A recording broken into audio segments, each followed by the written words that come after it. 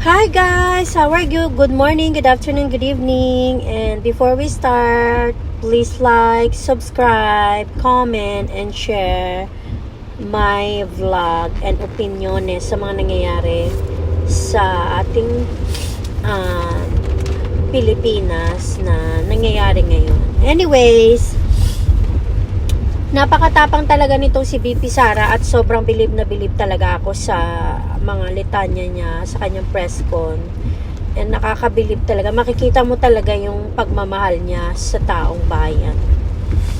At isa lang din ang masasabi ko dito sa mga tao ni Tamba, especially itong si Chua. Kasi kung magiging matalino lang tayong mga Pilipino at nag-o-observe tayo sa ginagawa nila dyan sa Congress, especially itong Quadcom, ito ay diversionary tactic na ginagawa nila dahil yan dyan sa video ni Maharlika nung pagbabangag ni Bangag. Kasi 'di ba, nung lumabas yung video na yon, naging focus na sila kung paano pabagsakin si BP Sara and also yung mga kaalyado ni dating PRRD at saka yung kung sino man yung mga malapit sa mga Dutertes. Yun ang ginagawa nila ngayon. So pansinin mo, itong aso ni Tamba na si Chihuahua is pinipilit niya na ipasok sa isip ng mga tao na si BP Sara ay corrupt.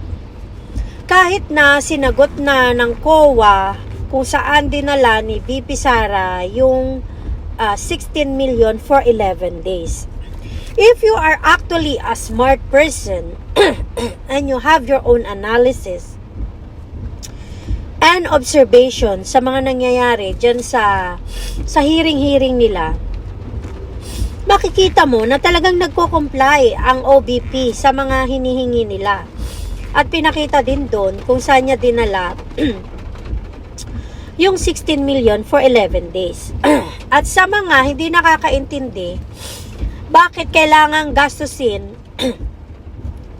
ni BP Sara ang 16 million for 11 days? That is because kailangan niya nang gastusin yun kasi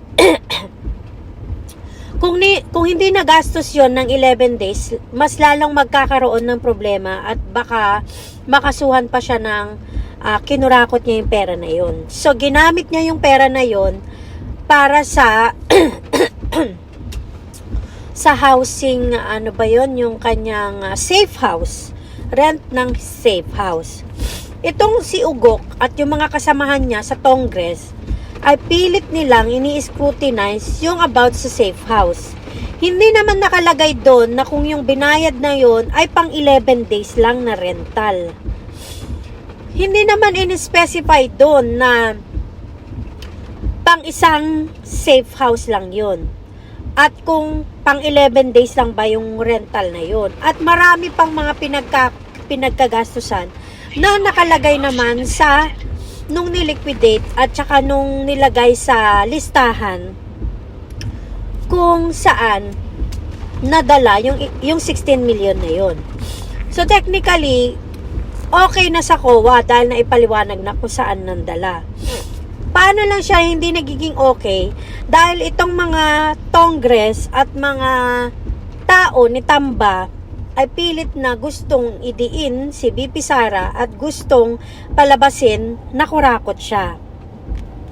Kaya naman kung ano-anong sinasabi nitong si Chihuahua na meron daw something na anomalya or binibigyan niya ng ano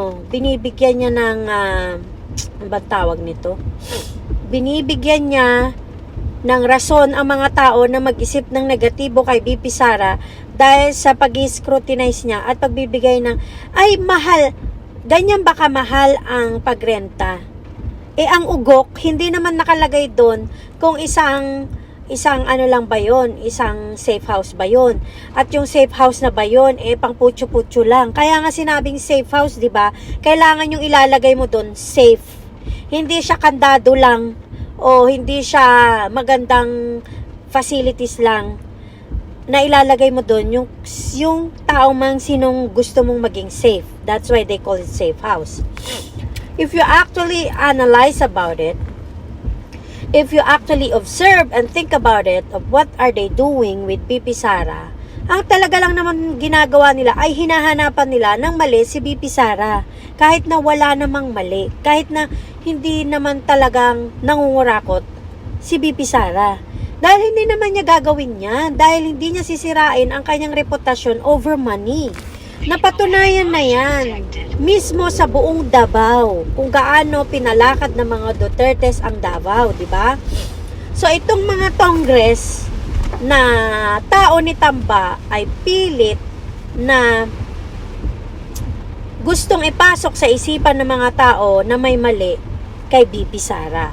Ito namang mga uto-uto na tanga na bobo na naniniwala, wala na tayong magagawa doon kasi nga yung mga yan natatapalan ng salapi ang kanilang pag-iisip. Yung kanilang katalinuhan ay natatakpan ng salapi. At yung kanilang kabubuhan ay masyado nilang kinakarir dahil sa salapi. Huwag na tayong maglokohan. Huwag na tayong maglokohan. Let's just face the truth. Merong mga naniniwala dahil sila ay mga bayad. Etong mga loyalista ng Marcos, kung loyalista kayo, pati sa pagkakamali, loyal kayo, may mali na sa inyo. Kasi maiintindihan ko na meron kayong mga iniidolong tao. Dahil lahat naman tayo may iniidolong tao. Pero ano ba yung iniidolo natin? Diba yung mga mabubuti nilang ginagawa? Pero kung ang iniidolo mo, pati yung kasamaan, may problema na din sa'yo. Yun ang totoo dun. Kung ikaw ay pumapanig sa mali at masama ka din at mali ka din. Yun. Yun ang katotohanan dun. Wag na nating burahin yung realistic na pag pumapanig ka sa mali, may mali din sa'yo. Kasi nga, 'di ba, kung ano ang puno, siya din ang bunga. So, kung yung namumuno ay kurakot, bangag, walang isip, walang puso, bobo, tanga, kupal, walang puso sa mamamayang Pilipino, ganun ka na din. Yes, ganun ka na din. Kasi hindi mo iniisip yung mga kababayan mo dahil ikaw may pera ka, nabayaran ka. Yang bibig mo nabusalan, yung utak mo na may kakayahang mag-isip sa tamang mali, nabusalan ng salapi. So, hindi ka makabayan, hindi ka makatao, makasarili ka. Kasi kumita ka ng pera Yun ang totoo. Yun ang totoo talaga.